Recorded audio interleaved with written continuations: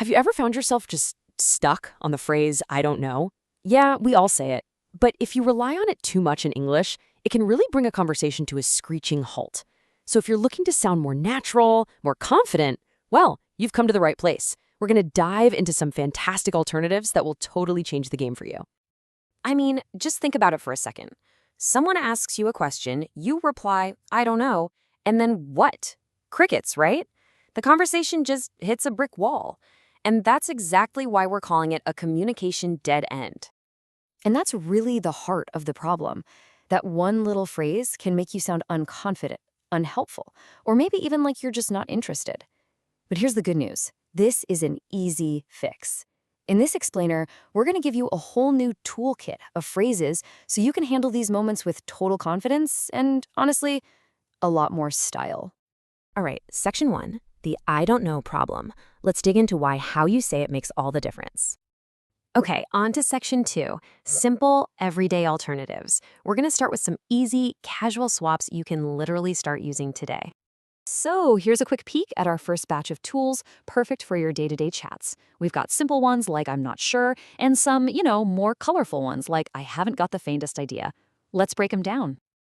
Okay, first up, probably the most direct replacement you can make is I'm not sure. It's just a little bit softer, a little more polite than a flat I don't know, and honestly, it's what you'll hear native speakers say all the time. It just flows better. Now, for those moments when you genuinely have zero information, like none at all, I have no idea is your go-to. It's informal, it gets the point across perfectly, and it sounds super natural. Want to add a bit more punch? Try I don't have a clue. It's really similar to I have no idea, very informal, but it feels just a tad stronger. It's perfect for when you're chatting with friends. But what about that gray area? When you kind of have an answer, but you're not totally confident.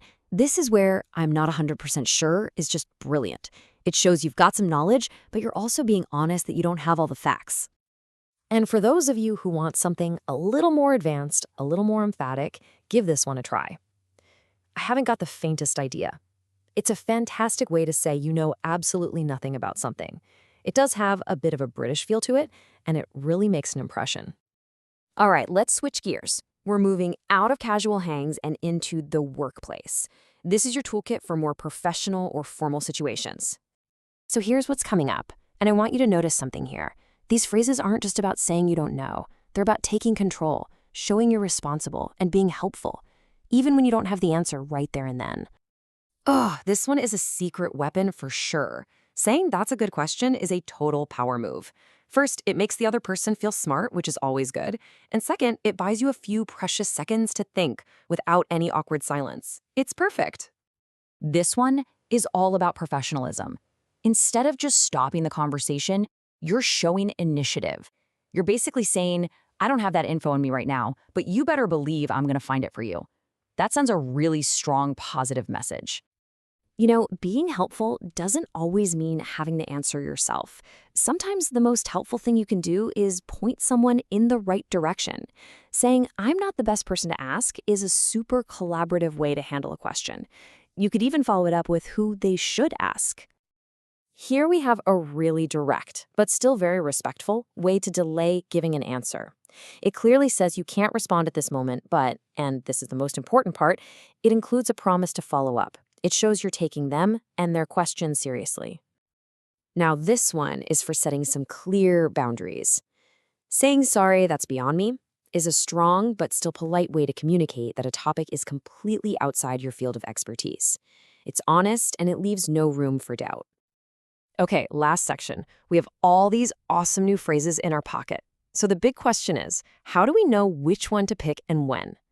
Let's put it all together.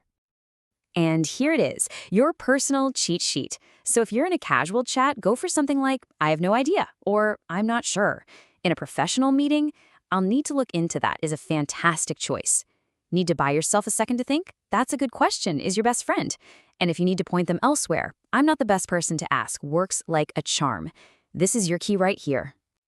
So the ball's in your court now. Because let's be real, the goal isn't just to know these phrases. It's to get out there and actually use them. Moving beyond I don't know isn't some small language trick. It's a huge upgrade to your communication skills. So I have to ask, Which new phrase will you use first?